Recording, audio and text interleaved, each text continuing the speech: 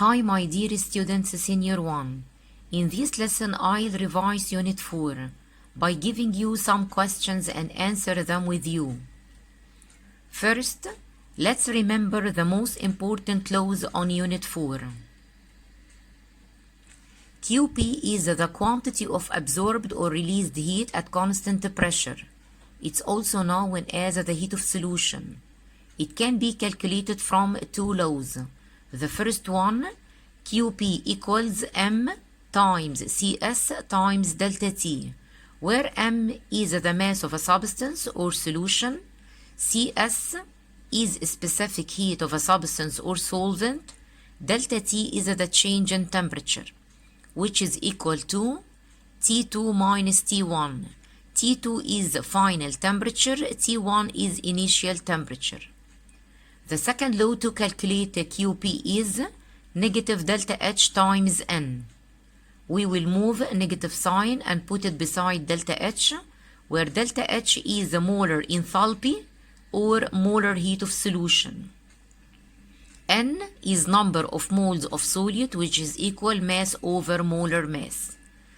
The heat of solution may be equal to the molar heat of solution in one condition only, if number of moles of solute equals 1. Look here, there are many delta H, and you will be confused. So you must concentrate when you solve the problem. In this law, delta H refers to change in heat content, which equals to sum heat contents of products minus sum heat contents of reactants. Delta H formation, heat of formation, equals sum heat of formation of products minus sum heat of formation of reactants. These two laws appear to be similar, but H in this law refers to heat content, and H here refers to heat of formation. To calculate heat of solution, there are two laws. QP equals M times CS times delta T, or delta H solution equals delta H1 plus delta H2 plus delta H3, where delta H1 is the energy required to separate solvent molecules from each other. This process is endothermic process and takes a positive sign.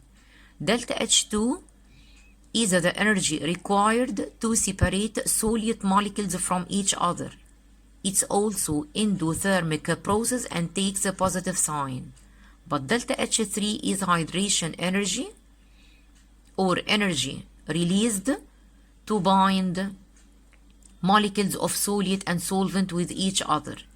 It's exothermic process and takes negative sign. Change in heat, which is related to bond energy, equals energy of bond breaking plus energy of bond formation. The energy of bond breaking is endothermic and takes a positive sign, but energy of bond formation is exothermic and takes a negative sign. This law is algebraic formula of Hess's law. Delta H equals delta H1 plus delta H2 plus delta H3 and so on. It is the algebraic sum of heat. Let's answer the following questions. Question number 1. A piece of copper whose temperature is 150 degrees Celsius has thrown in a beaker containing boiled water. Then heat transfers from the piece of copper to water due to. What is the reason? What is meant by heat? Heat is a form of energy that transfers from higher temperature object to lower temperature object. In this question, the higher temperature object is a piece of copper. So the answer will be the high temperature of the piece of copper. Question 2. A car factory decides to measure the heat of combustion of a certain fuel. Which of the following can be used for this purpose? Coffee cup calorimeter, thermometer, bomb calorimeter, or internal combustion engine. To measure the heat of combustion, pump calorimeter will be used. Question number 3.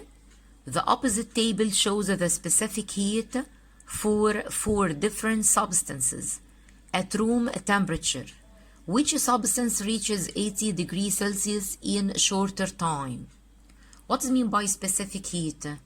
It is the quantity of heat required to raise the temperature of 1 gram of a substance by 1 degree Celsius.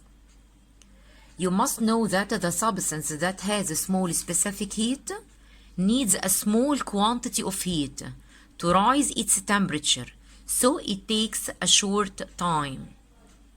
Look at the opposite table and determine which substance has the least value of specific heat. The answer will be substance A. Question 4. If the separation energy of potassium nitrate in water is 150 kilojoule, the hydration energy is 120 kilojoule, and the separation energy of water is 100 kilojoule.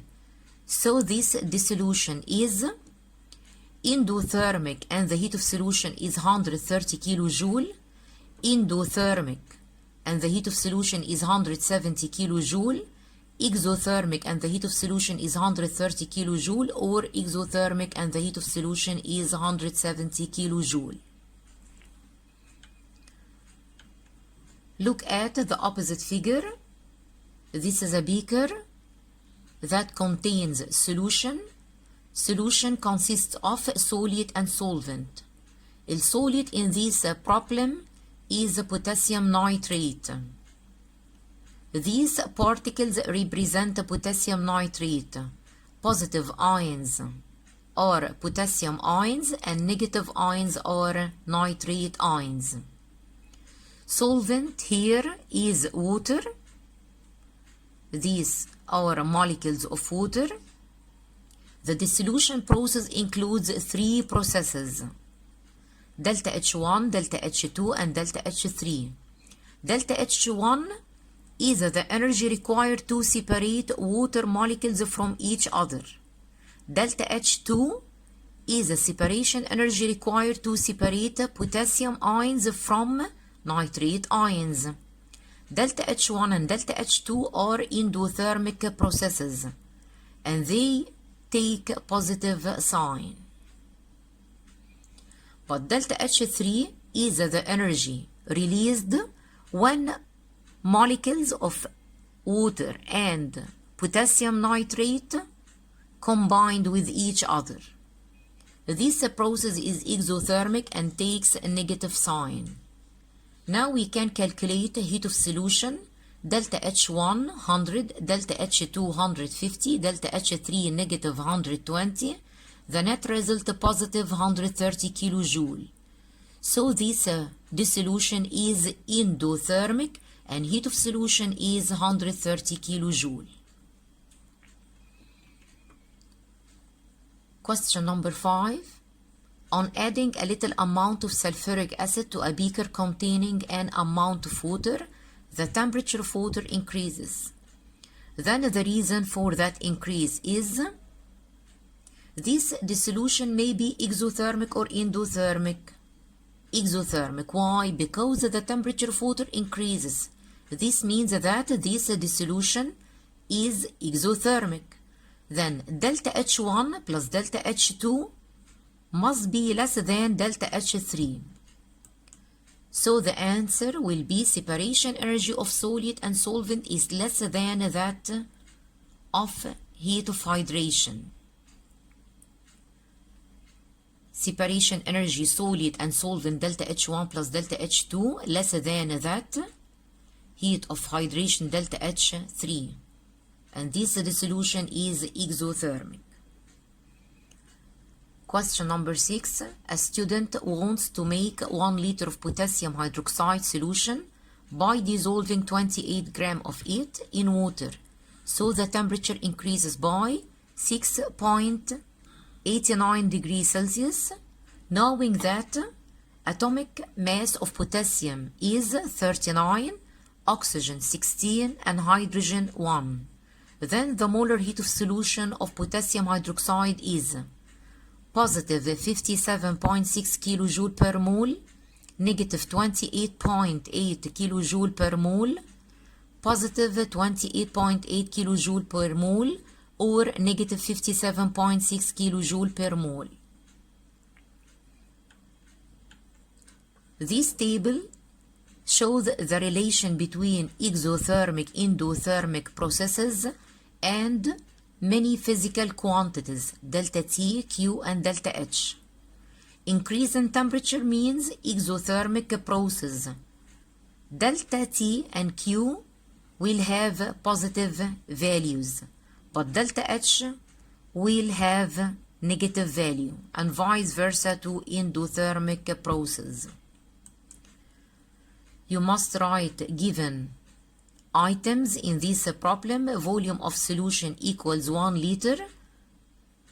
In this problem, solvent is water, so the volume of solution will be equal to the mass of solution.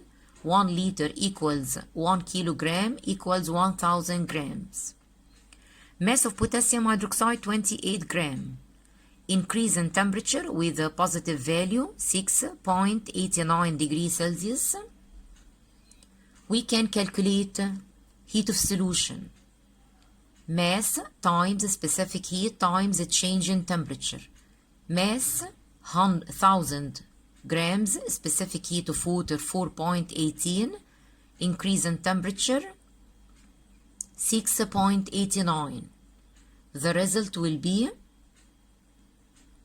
28,800.2 joule, and it must be changed into kilojoule to be used to calculate molar heat of solution. Negative QP over N, where N is number of moles of potassium hydroxide. Mass of potassium hydroxide 28, molar mass of potassium hydroxide, atomic mass of potassium plus atomic mass of oxygen plus atomic mass of hydrogen equals 0.5 mole. Now we can calculate molar heat of solution by dividing negative 28.8 over 0.5. The net result will be negative 57.6 kilojoule per mole. This dissolution is exothermic because it has negative sign. Thank you for listening and goodbye.